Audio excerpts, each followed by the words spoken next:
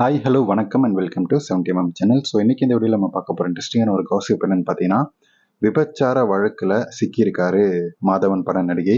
So அதிரடியாக வந்து கைது பண்ணியிருக்காங்க ரேட் பேசும்போதே. ஸோ 1 மணி நேரத்துக்கு இப்படியான ஒரு ரேட் அப்படின்னு சொல்லி அந்த அந்த நேரத்தில் அந்த உரையாடலில் பண்ணும்போது சிக்கிய சம்பவம் தான் பெரிய அதிர்வலை ஏற்படுத்தியிருக்கு. யார் இந்த நடிகை, என்ன விஷயம் அப்படின்றத மாதிரி டீட்டெயிலாக வீடியோக்குள்ள போய் பார்க்க போகிறோம். ஸோ தன்னை ஒரு மாடல் அழகியா அந்த மாடல் உலகத்திலிருந்து அதிலிருந்து பட வாய்ப்புகளை தேடி சினிமாக்குள்ள காலடி எடுத்து வச்சாரு. ஸோ மாடல் அழகிய தான் வந்து அவருடைய பின்புலம். ஸோ அவருடைய அந்த கரியர் அப்படி தான் ஸ்டார்ட் ஆகுது. ஸோ அதன் மூலமாக திரைப்பட வாய்ப்புகள் அவருக்கு தெரிய வந்துச்சு. பாலிவுட்டில் சில படங்களில் நடித்தார். ஸோ நடித்து கொஞ்சம் பிரபலமானார்.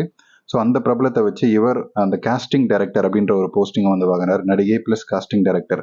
ஸோ இந்த பொசிஷனில் இருக்கிறதால பல படங்களுக்கு வேலை பண்ணுறதால பல பாலிவுட் பிரபலங்கள் இவருக்கு ரொம்பவே பரிச்சயமான ஒரு நபரை மாறுறாரு.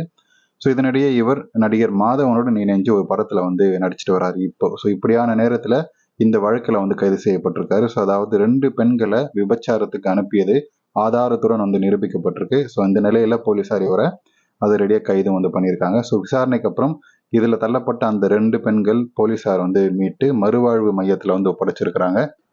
ஸோ போலீஸ் தரப்பில் என்ன சொல்லப்படுதுன்னு பார்த்தீங்கன்னா, நடிகை ஆர்த்தி தன் கூட வந்து மாடல் துறையில் வேலை செய்யக்கூடிய அந்த நபர்களை வந்து கூறி வச்சு பட வாய்ப்பு வந்து உங்களுக்கு வாங்கி தரேன். ஸோ நிறைய பேர் வந்து எனக்கு வந்து பழக்கம், இத்தனை பாலிவுட் பிரபலங்களோட நான் வந்து பழகியிருக்கேன்றதால அவங்களுடைய படத்தில் வாய்ப்பு வாங்கி தரேன்னு சொல்லி பணத்தாசை காட்டி இதில் தள்ளியிருக்காரு. ஸோ ஒரு அடுக்குமாடி குடியிருப்பில் வசிச்சுட்டு வர ஆர்த்தி தன்னுடைய வீடு மற்றும் சில இடங்களில் இந்த மாதிரி வேலைகள் வந்து நடக்கிறது தெரிய வந்திருக்கு. ஸோ இதனால மப்டியில் போன அங்கே போலீஸார் இதனால் வாடிக்கையாளர் மாதிரி போயிட்டு ஆர்த்தி கிட்ட 2 பொண்ணுங்க வேணும் அப்படின்னு சொல்லி கேட்டிருக்காரு. அதுக்கு வந்து 60,000 ரூபாய் வேணும் அப்படின்னு சொன்னது மட்டும் இல்லாமல் மொபைல் ஃபோனில் 2 பொண்ணுங்களுடைய ஃபோட்டோ காட்டி செலக்ட் பண்ண சொல்லியிருக்காரு. ஸோ இவங்க செலக்ட் பண்ணி முடிச்சதுக்கப்புறம் அந்த இடத்தையும் அந்த பணத்தையும் கொடுத்துருக்காங்க. அந்த இடத்தையும் அந்த லொக்கேஷன் அந்த ஹோட்டல்லையும் லொக்கேஷன் அனுப்பிச்சாச்சு. அந்த அறையில் ஹோட்டல் அறையில் அந்த ரூம் புக் பண்ணிட்டதுக்கப்புறம் அந்த ரூமில் அந்த பொண்ணுங்க வந்து வெயிட் பண்ணுறாங்க. ஸோ இதில் வாடிக்கையாளர் மாதிரி போன இவங்க அந்த இடத்துல கையும் களவுமாக இந்த நடிகையை வந்து பிடிக்கிறாங்க. ஸோ அதுக்கப்புறம் எஃப்ஐஆர் பதிவு செய்யப்பட்டு இவங்களை வந்து தண்டனைக்குரிய அந்த 370 அந்த சட்டப்பிரிவில் உள்ளேயும் தள்ளுறாங்க. ஸோ இதில் வந்து இவங்களை கைது பண்ணாங்களே தவிர இவங்க கிட்ட வந்த பாலிவுட் பிரபலங்கள் விஐபிஸ் எல்லாமே வந்து இவங்க தான் வந்து சப்ளை பண்ணியிருக்காங்க. அந்த விஐபிஸும் பாலிவுட் பிரபலங்களும் தொடக்கூட முடியாது. ஸோ இந்த நடிகையை வந்து பிடிக்கிறாங்க அப்படின்றது இன்னொரு பக்கமான ஒரு டாக்காக இருக்குது.